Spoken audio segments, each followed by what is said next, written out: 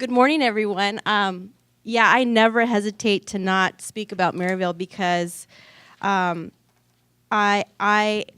built me. And what I mean by that is that I grew up there.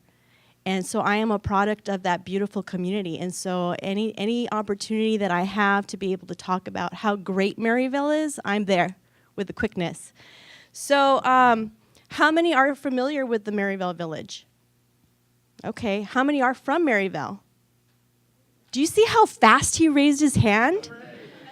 Right? And you will see that quite frequently when I ask, because the people from Maryvale or from Maryvale are very, very proud to say we are loud and proud about Maryvale. So that's great. So typically, when I say Maryvale, just shout out a couple of things you think about.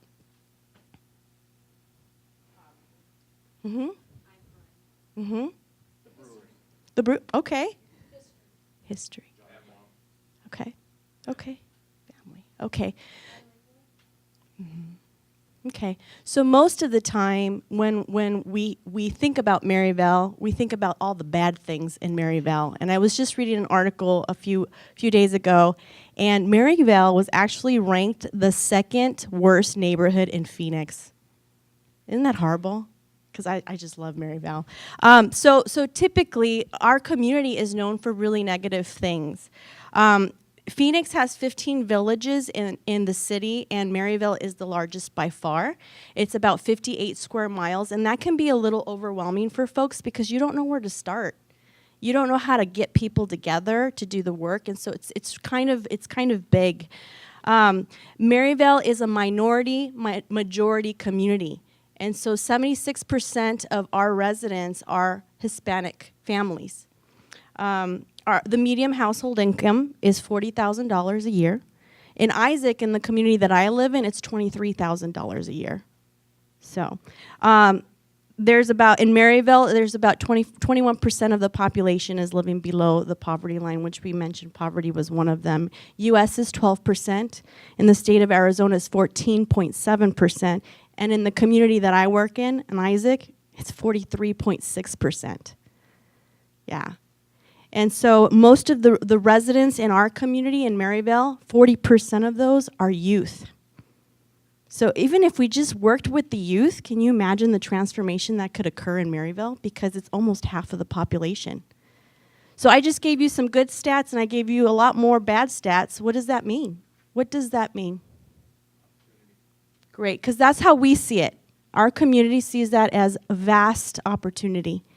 We talked a little bit about history. John F. Long was, he did the first master community there in Maryvale, but it was primarily built for Caucasian families. And it wasn't until 1975, 1980s when the demographics began to shift and you started to see more of people of color, primarily the Latinos, Hispanic communities moving into Maryvale. It was actually named after his wife, Mary. So, Maryvale, Mary. Are you all familiar with the relocation of the Golden Gate Barrio? Yeah, so that was a neighborhood that was completely uprooted from its neighborhood and taken and put into Maryvale, and there was some challenges with that as well, but they're starting to become assimilated into the community, and things are starting to settle down. Okay, yeah. Okay, yeah. So the Golden Gate Barrio was around 10th Street and Buckeye area over it was relocated because of eminent domain, because of the construction of the airport. And so they had to literally move an entire community and put them in a place so that was close to what they looked like, where they lived. And so they moved them into Maryvale. They moved them into the Isaac community. And there was lots of challenges because in that community there was already existing leaders. And so there was a lot of infighting. It created a lot of chaos. And so that's just a snippet of what happened there. Any questions about that? That Golden Gate community is still there, and they're doing amazing things in that community. So I really want to talk to you about just the greatest asset of Maryvale because, like I said, many times Maryvale is known for really horrible things, but I want to talk to you about a different narrative. And the greatest asset of Maryvale is the people. And the people there are very proud people, like we just saw. They're resilient.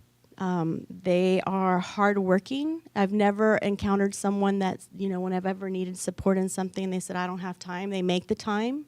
They're there for you. They will give you the shirt off their back, even if they don't really have it to give. They value learning and education. Many of the families are immigrant families, and they came here to give their children a better life and through education. They are very committed to their community.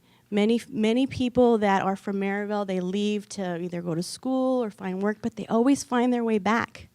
Always find their way back because there's such a love for their community. They understand the challenges, and they have really great ideas to address them. But we don't always ask, and we don't always engage them. Many people are working in Maryvale. We call them the do-gooders. There's a lot of do-gooders in Maryvale. But they're all working by themselves, and we talked a little bit about that earlier. And so they don't tend to collaborate very much, and if they did, we could really do some impactful things in Maryvale.